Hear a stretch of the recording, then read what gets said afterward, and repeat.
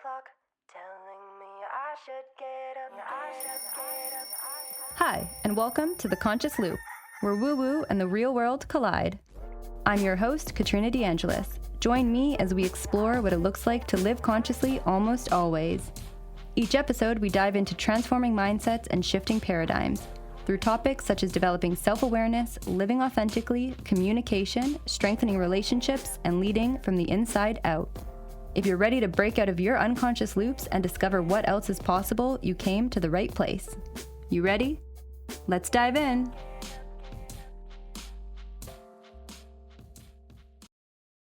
Hello, hello. Hope you're having a beautiful day. Just a quick plug here before we dive into the episode to download my free resources on uncovering your unconscious loops and rewiring your brain into a more conscious one. It's a guided meditation and a workbook. And also, if you are interested in working more with me, I only take on one private client per month. So if you think that might be you, feel free to head into the show notes as well, and you can get a free 30-minute strategy session with me to see if it's a fit. All right, let's dive in.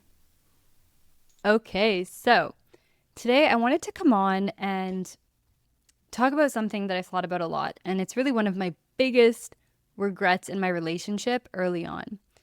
And I want to clarify what I mean by regret, because I don't regret very many things in life. I think even my most challenging moments have always been opportunities and gifts to learn more about myself, to grow, to evolve. And even the hardest things, I don't necessarily regret in my life. But upon reflection and looking back, there is these moments that I recognize I was resisting the work, the internal work. I was outsourcing certain things. I had opportunities to make different choices and I resisted them. And so I don't necessarily regret going through this experience, but I do regret holding on to this belief for as long as I did and being in this fear that I was in. Looking back, it was probably harder to not do that work, but at the moment it actually felt easier to be in my story and be in my fear. And so I come to you today with some of those lessons. I hope that you can learn something from it as well and begin to see where you might be doing this in your life. Let's dive in. So early on in dating, in a relationship, there is that excitement, there's a honeymoon phase. And I'm talking about like once you know, like, okay, this could be my person, this is my person. And there's not really that like, oh, I'm unsure, attachment anxiety, none of that, because that's a whole other episode that we could do. But once you're in the early stages of a relationship, you are committed to that person, they are your person, and there's a bit of a healthy obsession, right? It's healthy, and you're both aware of it. Now, I look at that as the honeymoon phase, right? My experience of the honeymoon phase is that it's you want to do everything together. You're excited to be around one another. You're excited to learn about each other. You're very much intuitively guided, like, wow, the universe led me right to this person. This is amazing. Then the fear sinks in. All of the past pain, trauma, emotional attachments, all of this inner working and all of that starts to kick into high gear. And you sort of feel it, right? You're like, oh, I've been taken out of my intuitive and grounded guidance and really into this fear of what if he hurts me? What if he's a psychopath? What if he's lying to me? What if he's seeing someone? What if he's married? All of these things and more. And what I regret is feeling that shift occur and not taking the driver's seat. I gave it the mic for too long. I let it drive for too long. It was bubbling underneath the surface. It was impacting me, my relationship, my reality, literally my reality. And it's that mode of overanalyzing, overthinking, judging. Your come from is different. Your come from is from fear. It's not from love anymore. And from a objective perspective, nothing has changed. It's just your experience of reality that changes. And so for me, it was all of a sudden everything he did that was nice or kind or nurturing, I automatically thought, oh, he must be wanting something from me. You know, this is not unconditional. There must be something. I can't let him do that for me. I can't let him be nice to me. He's going to try and control me. Your curiosity changes. So I'm a naturally curious person. What that looks like when I'm in my intuition and I'm being divinely guided is it's fun, it's free, it's non-judgmental, super curious, all of this. Now, when I'm in my fear mode, it switches to guided questions, judgment, trying to figure out if I can confirm my fears, if they're true or not. Do you know the difference? Have you been there? I hope not, but I'm sure we all have. You can feel that where it's coming from, right? You're looking to confirm a fear or confirm a story that you have, that they don't really love you. They're not who they say they are. You should be worried. You can't trust them. You can't trust anyone. You can only trust yourself. Yada, yada, yada, yada, yada. Now, at that same time, I remember coming back often to this feeling of, you know what? It doesn't matter. I can trust myself. That's most important. If I can trust myself, nothing can hurt me because I'm always going to be guided by my intuition. And if something does happen that hurts me, I move on. I figure it out. I deal with it. It's all good. That's what I've always done.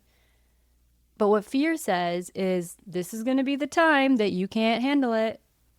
Better slow your horses. Listen to what everyone else is saying. You're not seeing reality. And it just picks and it picks and it picks and it picks until you're like, okay, maybe I'm being irresponsible. Maybe I should actually just listen to this fear. And fear can show up in people that you love, in their voices, in their judgments, in their silent observations. Now, it's important to distinguish there's projection here as well, right? We often project our fears also onto others, or we're trying to unconsciously avoid feeding into somebody else's fear to not confirm their story, but it's all within us. Like, we're the one driving, it's up to us. And so it's important to remember that you cannot change anybody else's perception, but you can change yours. You can make conscious choices to build trust with yourself, to know that you have your own back, to be guided by your intuition, by love, not by fear. One quote that I love, he says that truth will always have a sense of calm. So if you feel into truth, and even if it's hard, even if it's the most difficult thing, like, oh, I need to leave this person, or I need to move countries, or I need to do this, or, you know, you're being guided. Even if it's something that feels so difficult, there will be a sense of peace and a sense of calm in that. If there's chaos, anxiety, and all of this, then it's probably not truth.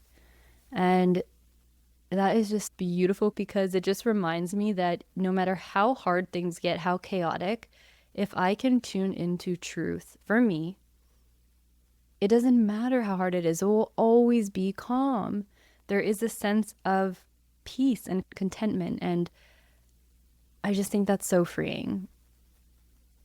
And so the part that I regret that I would go back and do a little bit differently is come back to myself more often. The old people pleaser in me was like, I have to make everyone happy. I should be the way that people want me to be. Or are people going to judge my relationship? It's moving too fast, this, that. Well, at the same time, I was always saying, you know, if it went any faster, it would be unnatural. And if it went any slower, it would be unnatural. We were moving at the perfect pace for us. And even though I said that, there was a lot of fear and anxiety that was coming up that was not in alignment with that. And that was often fear of what other people were thinking, projecting my fears onto others, feeling that anxiety. So when I was reflecting on what this was like, it was like from the honeymoon bubble to destruction. It was like all of a sudden things are amazing, getting to know each other, having this beautiful relationship unfold to like destruction. I'm just trying to destruct it in every way because I need to confirm and make sure that my fears are either true or not true. I need to figure that out now. And that's what it was. Every question, every action, every way of being, yeah, it was not natural. And so that obviously, of course, brought up so many problems. You can tell where somebody's coming from, right? You know the energy behind it. And so it did cause a lot of tension. It did cause a lot of misunderstandings. That fear led to a lot of difficult conversations, a lot of behavior patterns and anxious attachment or avoidant attachment. It brought all of those things up, which of course in every relationship are inevitable. But I know that the part of me that is responsible for that is the part that was leaning into my fear. It was leaning into the voice of others. It was not distinguishing the voices of other people in my mind from my own. It was not coming back to my own grounded presence and intuition and operating in fear of judgment. What will people think if this doesn't work out? What will people think? Are like the fear of confirming people's judgments in a way. And so I'll probably do a part 2 that's all about fear versus intuition, because the reason why I share this story is because I'm, sharing what that looks like and feels like to go back and forth between fear and intuition. They can sometimes feel the same, You're like, oh, I'm having an intuitive hit or just a nudge or whatever it is. And oftentimes it is fear. And we just mistake it as intuition because we're not grounding ourselves in what our true intuition and truth really is and our inner guidance. It still has the sound and voice of others. It still has past traumas and relationships and ways in which that we've been hurt. All of that is guiding. All of that is in the car as well. And so I've learned a lot over the last year about distinguishing what stories, what traumas, what experiences, what voices are within me, which ones sometimes drive, and what are the most authentic ones, so that now there is more a sense of calm, a sense of surrender, a sense of trust in myself, because that is what is most important. You are the only person living your life. So if you're living it out of fear of somebody else's judgment, you're creating so much discomfort. Nobody is feeling that every day except for you. So remember that next time you have fear come up, you have these voices come up. Ask yourself, is this my truth? Is this calm? Am I grounded? Or am I maybe being guided by fear? All right, that is all for today. And next week we'll do part 2 on diving more into distinguishing between your fear and your intuition so that you can truly just liberate yourself and in-source your love, your freedom, your worth, and your experience so that you can have and experience all of the joy, all of the happiness, all of the success, all of the abundance that you could possibly dream of. All right, sending you love. Like what you heard and want more? Stay connected with our community on social media using the links below. Like us on your favorite podcast provider and sign up for the Conscious Loop newsletter, where we only send you goodies with one intent: to break your unconscious loops. If you have an unconscious loop you want to break free from, let us know so we can feature that loop on the show. Info and show notes, and we'll see you next time in the Conscious Loop.